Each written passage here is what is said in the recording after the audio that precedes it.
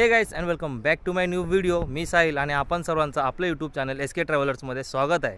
So मित्रांनो, आज आपण आहोत रत्नागिरी जिल्ह्यातल्या कशेळी गावातील देवगडी समुद्र किनाऱ्यावर, ज्याला कोकणाचं मिनी मालदीव म्हणून देखील ओळखलं जातं. सो मित्रांनो, आजच्या ह्या व्हिडिओमध्ये आपण करणार आहोत देवगडी समुद्र किनारा एक्सप्लोर. त्याचबरोबर मुंबई आणि रत्नागिरीवरून इथे कसे पोहोचायचे आणि मुंबईवरून आपल्या इकडे यायचा टोटल बजेट किती होईल ह्या व्हिडिओमध्ये त्याची माहिती दिलेली आहे. म्हणून मित्रांनो, तुम्ही हा व्हिडिओ आहे तो पूर्ण बघा आणि आपल्या चॅनलवर जर तुम्ही पहिल्यांदा आला असाल चॅनलला सबस्क्राईब करायला विसरू नका. तर मित्रांनो, जराही न उशीर करता आजच्या ह्या व्हिडिओला आपण करूया पहिल्यापासून सुरू. सो रेडी चलो. सर्वात अगोदर मुंबईवरून रत्नागिरीला जायला आपण पकडणार आहोत दादर सावंतवाडी तुतारी एक्सप्रेस, जी दररोज दादरवरून सुटते. तर सायन्स स्टेशनवरून लोकल ट्रेन पकडून आपण 10:23 दादर येथे पोहोचलो. शुक्रवारचा दिवस असल्यामुळे ट्रेनसाठी नेहमीपेक्षा जरा जास्तच गर्दी दिसत होती. त्यातच जर आपल्याला तुतारी एक्सप्रेस दादरवरून पकडायची असेल तर अगोदर रांगेत उभे राहावे लागते. वाजलेत रात्रीचे 12:30 आणि आपली ट्रेन दादरवरून सुटलेली आहे. जागा तुम्ही बघू शकता, आम्हाला वरची सीट भेटलेली आहे. एवढी ट्रेन जाम आहे. तू कुठं उतरणार? रत्नागिरीला उतरणार. गर्दी कशी वाटते मग? साहेबांना विचारूया. हो, गर्दी कशी वाटते मग? मजेशीर प्रवास. पद्धतशीर गर्दी. The next day.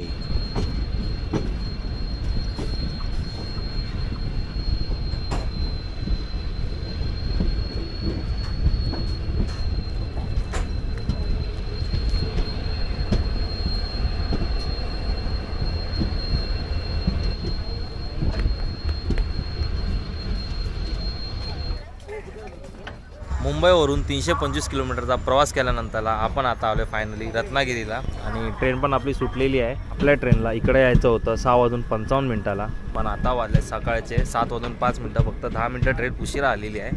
आणि मला ट्रेनला करूया सध्याला आपण बाय बाय. गर्दी तुम्ही बघू शकता, आता पूर्णपणे डबा खाली झालेला आहे. रात्री तर चढायला सुद्धा जागा नव्हती. तर आमचं नशीब आहे की आम्ही रांगेत होतो, त्यामुळे आतमध्ये बसायला तरी भेटलं. आता तर पूर्णपणे ट्रेन खाली होती.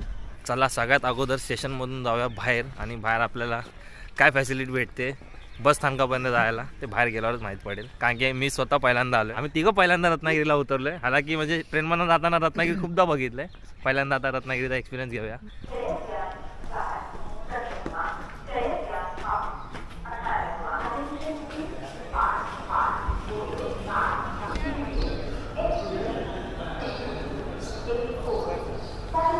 ते ब्रिज इथं आपल्या इथं पण आहे ना.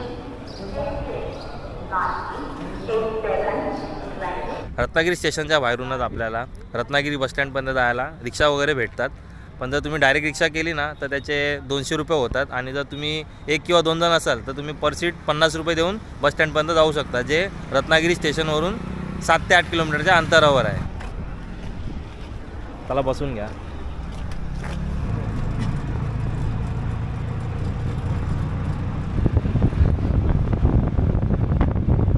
रत्नागिरी रेल्वे स्टेशनवरून बस स्टँडवर जाण्यासाठी आम्ही रिक्षा पकडली आणि रत्नागिरी शहर बघत बघत पोहोचलो रत्नागिरीच्या सिटी बस स्टँडवर. पण तिकडे पोहोचल्यानंतर कळाले की कशेळी साईडला जाणाऱ्या बसेस हे रत्नागिरीच्या रहाटगर बस स्थानक येथून सुटतात, जे सिटी बस स्टँडवरून फक्त 800 मीटरच्या अंतरावर आहे. बस पकडण्याच्या अगोदर इथं बघूया चांगलं कुठं नाश्त्याचं दुकान वगैरे भेटतं आहे का, कारण की भूक लागलेली आहे. रात्री पण काय खाल्लेलं नाही आहे. तर चालता चालता आपल्याला एक हॉटेल भेटलेलं आहे, हॉटेल रुद्र. इथं कांदेपोह्याची सोय होऊन जाईल. सकाळ सकाळी कांदेपोहे खायची मजाच काय और असते.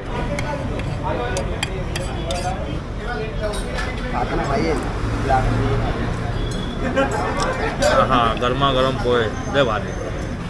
आता आपण आलो आहे रत्नागिरीच्या रहाटगर बस स्थानकाच्या इकडे. आता जाऊया आतमध्ये आणि आपली बस किती वाजताची आहे त्यात गेल्यावर माहीत पडेल.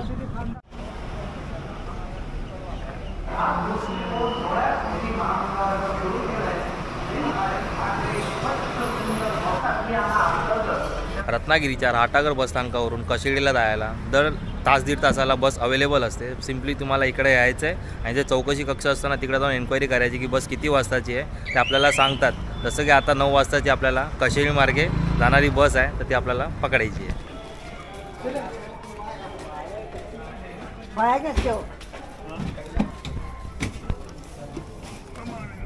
आता वाजले सकाळचे 9:13 आणि जस्ट आपण नाटेला जाणारी बस पकडलेली आहे आणि तुझा टायमिंग जो होता सुटायचा 9 वाजताचा होता, अजून वाजले 9:15 व्हायला आलेत, सुटलेली नाही आहे. आता पुढं जाऊन भारी भारी व्ह्यूज आपल्याला बघायला भेटणार आणि त्याचबरोबर सीट पण आपल्याला आपली फेवरेट भेटली कॅबिनमधली. तर चला आपल्या प्रवासाला सुरुवात करूया.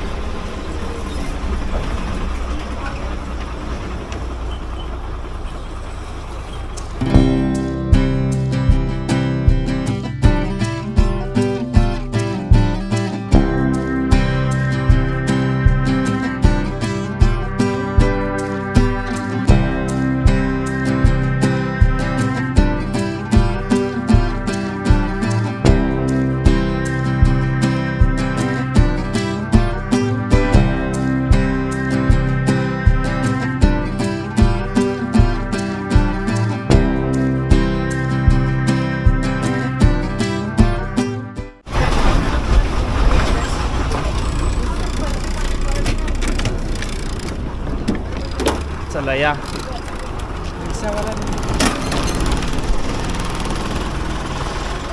चला आपल्या नाट्य बसला करूया इथून टाटा. रत्नागिरी येथून 35 किलोमीटरचा प्रवास केल्यानंतर आपण आता उतरलो आहे कशिळी गावाच्या मेन बस स्टॉपवरती आणि जस्ट टर्निंगच्या बाजूला देवगडी बीचला जायचा रस्ता आहे आणि इकडून आम्ही अंतर टाकलं देवगडी बीचचं तर 3.5 ते 4 किलोमीटर दाखवतात. मग चालत जाऊ शकतो का? नाव काय आपलं? माझं नाव साईनाथ कृष्ण गोरे. आलं ठीक आहे, थँक्यू.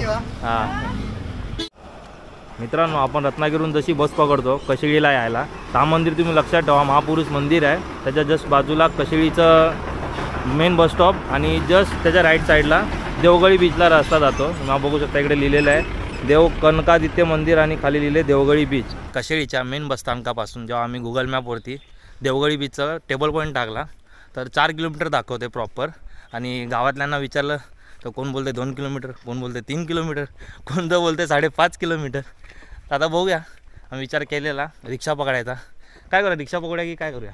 नाही रे भाई, चालत जवळ इकडे इकडे इकडे 4 किलोमीटर भावाला वाटतं इकडेच आहे. बघूया भावा, मग चालायचं रिझन काय सांगू शकतोस का तू?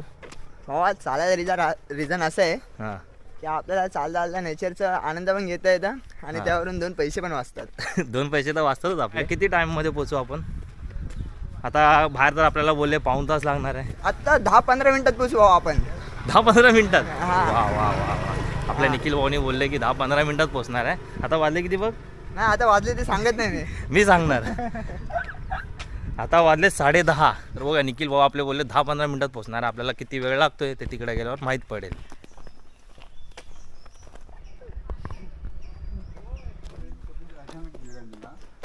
हा काय देवगडी बीच किती लांब आहे? हा तरी लागेल अर्धा तास जाईल ना? अच्छा, थँक्यू. हो हो.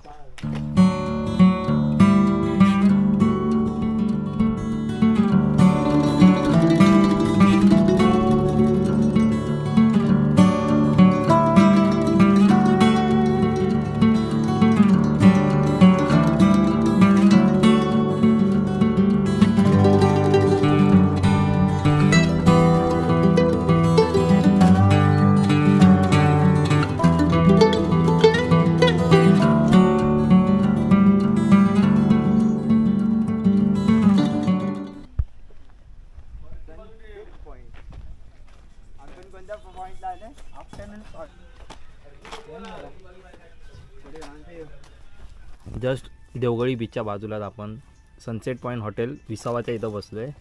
इकडं आपण मागवलं वडापाव आणि हे, आणि पाहुणे आपला ऑलरेडी डबा पण आणलेला. सगळ्यात अगोदर खाऊया मग बीचवर जाऊया. हॉटेलमध्ये दुपारचं जेवण केल्यानंतर आता आपण निघालो आहे परत देवगडी बीचच्या दिशेने. इथून देखील दाखवतो काय व्ह्यू आहे, लय भारी म्हणजे लय भारी. हे बघा, खरं सांगू ना, आपण जे यूट्यूब आणि फोटोज वगैरे मध्ये बघतो ना हे बीच, तेव्हा आज आपल्याला आवडतं.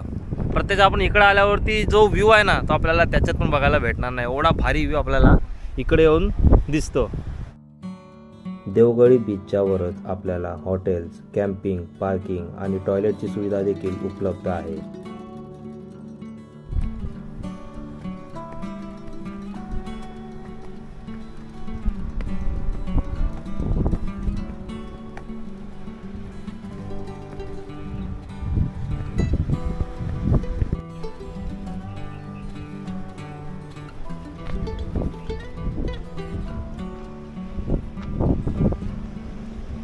मित्रांनो, जर तुम्हाला देवगडी बीचवर यायचं असेल आणि तिकडे तुम्हाला गर्दी देखील नाही हवी असेल तर तुम्ही दुपारच्या वेळेत येऊ शकता. कारण ह्या वेळेला आपल्याला कोणीही इथे दिसत नाही, म्हणजे तुम्ही येऊन इथं बिंदास फोटोज वगैरे कॅप्चर करू शकता. आणि जर संध्याकाळच्या वेळेस आलंच ना तर थोडीफार गर्दी बघायला भेटते. आज सॅटर्डे आहे तरीसुद्धा आम्हाला एवढी माणसं दिसत नाही आहे जेवढी त्या संध्याकाळच्या वेळेस माणसं असतात. आणि सगळ्यात भारी गोष्ट काय माहिती आहे का, तुम्ही इकडं आलात ना तर इथं खाय प्यायचं आपल्याला काहीच टेन्शन नाही आहे. इथे जागोजागी आपल्याला छोटे मोठे हॉटेल्स देखील बघायला भेटतात जिकडं तुम्ही येऊन नाश्ता पाणी करू शकता. इकडं आल्यावरती कशेळी बीचवर जाण्या 2 पॉईंट आहेत. एक इकडं खाली बीचवरती जातो आणि इकडं जो आहे तो टेबल पॉईंट जो आहे तिकडे जातो. तर आता आपण तिकडं नाही जाणार, अगोदर खालच्या पॉईंटला जाऊया, तिकडे क्योस पण आहे. खरं सांगू ना, इकडं आल्यानंतर जो आमच्या अंगात थकवा होता एवढं 4-5 किलोमीटर चालल्यानंतरचा, तो पूर्णपणे थकवा गेलेला आहे. कारण की एकदम मस्त जी थंड हवा आपल्याला इथं मारते भर उन्हामध्ये.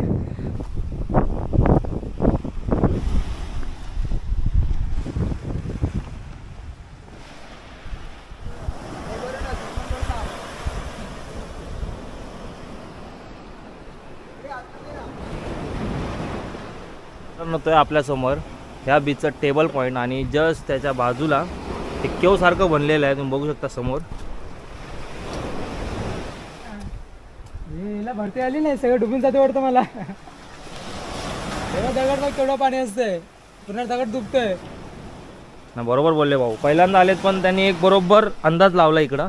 आणि तुम्ही बघू शकता दगड इथपर्यंत पाणी येतं, म्हणजे जेव्हा भरती येते ना तेव्हा ही जागा जी आहे ती पूर्णपणे भरून जाते. भावा गोवा नाही, रत्नागिरी आहे.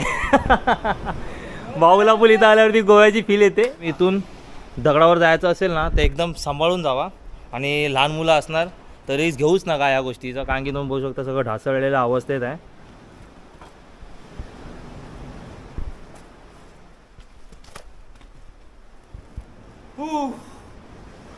आता आपण तिघा या दगडावरती पोचलेलो आहोत. आता एकच गोष्ट राहिली आहे ती इकडचे भारी ड्रोन शॉट काढायची. मी आता ड्रोन काढतोय आणि तुम्ही हा जो ड्रोन शॉट आहे एन्जॉय करा. आणि बाय द वे तुम्ही बघू शकता आमच्यासमोर कोणच नाही आहे असं वाटतं या बीचवरती, फक्त आम्ही तिघंच आहोत. त्याचं रिझन हेच की आम्ही दुपारी आलो आहे. संध्याकाळी आलात ना तर असं आपल्याला खाली खाली व्ह्यू बघायला नाही भेटणार.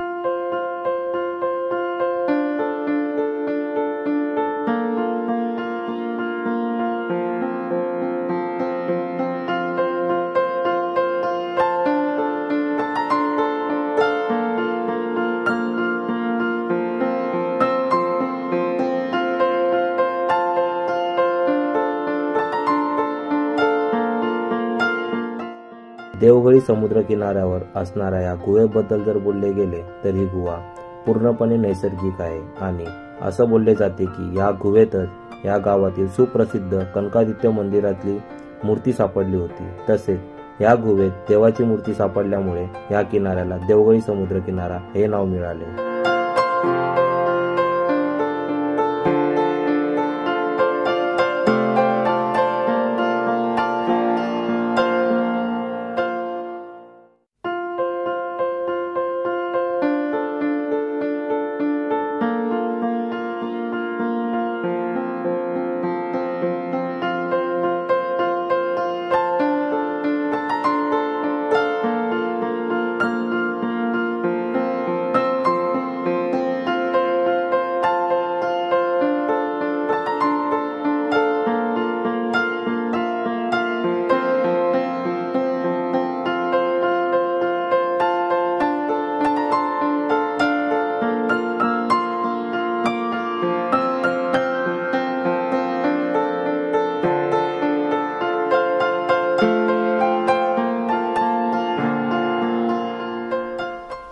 मित्रांनो ते आहे आपल्यासमोर या बीचवर असलेलं केव्स. आणि आता आपण आलो आहे ह्या बीचचं प्रमुख आकर्षण म्हणून मानलं जाणाऱ्या टेबल पॉईंटवरती.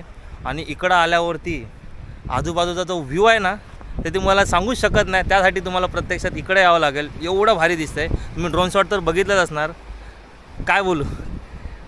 तर मित्रांनो जवळपास आपलं कशेळी बीचचा टेबल पॉईंटचा जो एरिया होता तो फिरून झालेला आहे. आता वेळ आहे तिथून बाहेर जायची. वाजले किती आता? 3:30 वाजलेले दुपारचे. तुम्ही ड्रोन शॉट तर बघितले असणार. पुन्हा जागेचे कसे वाटले कमेंट करून नक्कीच सांगा. आणि या दोघांना पण विचारा भाऊ इथं आल्यावर कसं वाटलं दोघांना. एकदम मस्त, चांगलं फिरण्यासारखं आहे.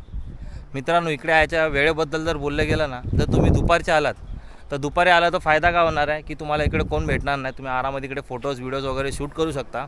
आणि निगेटिव्ह पॉईंट हे आहे की खूप भयंकर ऊन असतं ज्यामुळे थकवा जाणवायला होतो. आणि दुसरी गोष्ट जर संध्याकाळी आलात ना तर खूप थंड हवा मारते. पण त्याचं निगेटिव्ह पॉईंट हे आहे की गर्दी खूप बघायला भेटते ज्यामुळे आपल्याला फोटोज वगैरे जे आहेत ना थोडं कॉम्प्रोमाइज करावं लागतं. कसं दिलं ते क्लास? 20 रुपये.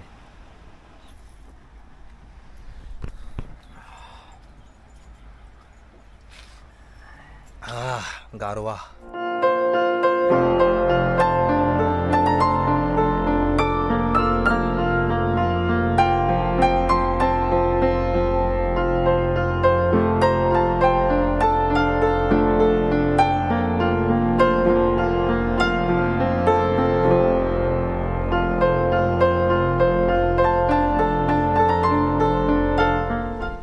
आता आपण आलो परत ज्या हॉटेलला आपण थांबलेलो नाश्ता करायला तिकडे.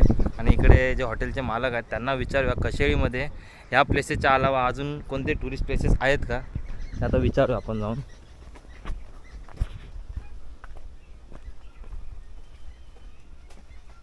काका इकडे कशेळी गावामध्ये अजून ह्याच्या अलावा कोणते टुरिस्ट प्लेसेस आहेत का जे तुम्हाला काय माहिती असतील तर? नमस्कार, मी संदीप सकाराम राडिये, या हॉटेलचा ओनर आहे. तुम्ही कशेळीत जर आलात तर कशेळीमध्ये तुम्हाला बघण्यासारखं खूप आहे. फक्त तुम्हाला तसा वेळ पाहिजे आणि प्रॉपर गाईड पाहिजे तुम्हाला.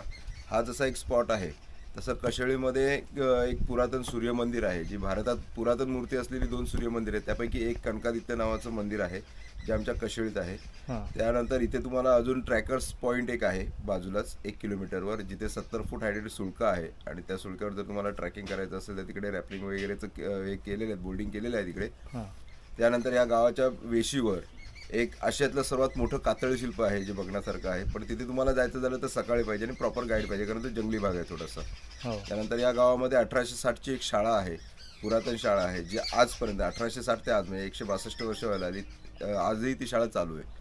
आणि त्या शाळेमध्ये खूप लोक म्हणजे सायंटिस्ट झाले आहेत, साहित्यिक झाले आहेत, पॉलिटिशियन्स झाले आहेत. खूप मोठे मोठे लोक त्या शाळेत घडले. आजही ती शाळा चालू आहे. आणि इथनं बाजूला गेलं तर 6 किलोमीटरवर महाकाली मंदिर आहे जे पुरातन मंदिर आहे. त्यानंतर वेत्ते बीच आहे. इकडे लेफ्ट साईडला तुम्ही पूर्णगड किल्ला आहे, गावकडी बीच आहे जे पाहण्यासारखे आहेत. म्हणजे तुम्ही वन डे ट्रिप इथे करू शकता. वन डे ट्रिपमध्ये एका दिवसामध्ये तुम्हाला हे सर्व स्पॉट बघू शकता. तुम्ही इकडे बघण्यासारखं खूप आहे.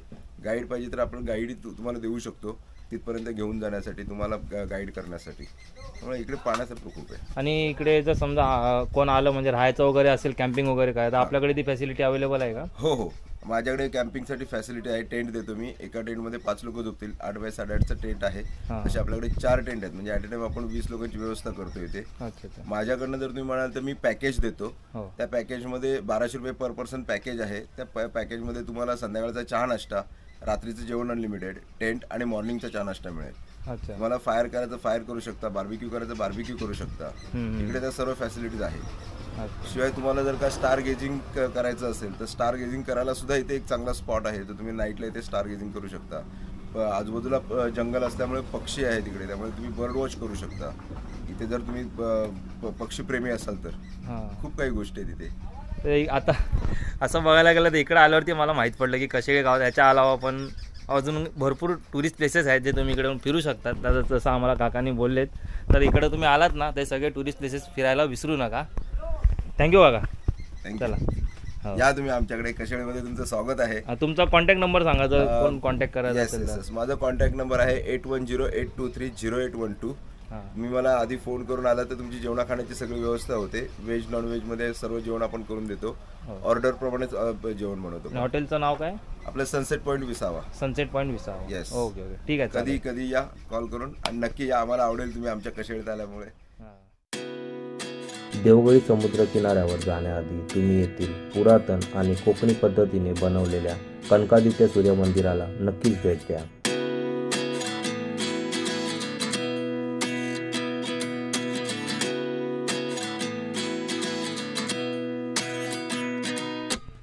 मित्रांनो, आता वाजलेले आहेत संध्याकाळचे 5 आणि ओव्हरऑल आपण कशेळी बीच फिरून आलेलो आहोत. खूप मजा आली, कारण की जो बीच आम्ही फोटोजमध्ये आणि व्हिडिओजमध्ये बघितलेला तो बीच आज प्रत्यक्षात बघून आलो आहे. आणि त्यासोबतच मुंबईवरून आपण इथपर्यंत कसे आलो याची माहिती देखील मी व्हिडिओमध्ये सांगितलेली आहे. आणि हां, जर तुम्हाला कशेळी गावच्या बसस्टँडवरून देवगडी बीचवर रिक्षाने जायचे असेल तर एका रिक्षाचे भाडे जाऊन येऊन 150 ते 200 रुपये आहे. त्याचबरोबर मुंबईवरून आम्हाला इथे यायला एकूण किती खर्च झाला याची माहिती मी डिटेलमध्ये डिस्क्रिप्शनमध्ये दिलेली आहे. या उलट माझ्याकडून काही माहिती सांगायची राहिली असेल तर तुम्ही मला कमेंट करून किंवा इंस्टावरती मेसेज करून विचारू शकता. तर चला मित्रांनो, आजच्या ह्या व्हिडिओमध्ये बस एवढंच. आय होप तुम्हाला व्हिडिओ आवडला असेल. व्हिडिओ आवडला असेल तर व्हिडिओला लाईक करायला विसरू नका. तर आता चला लवकरच भेटूया पुढच्या व्हिडिओमध्ये. तोपर्यंत बाय, चला टाटा.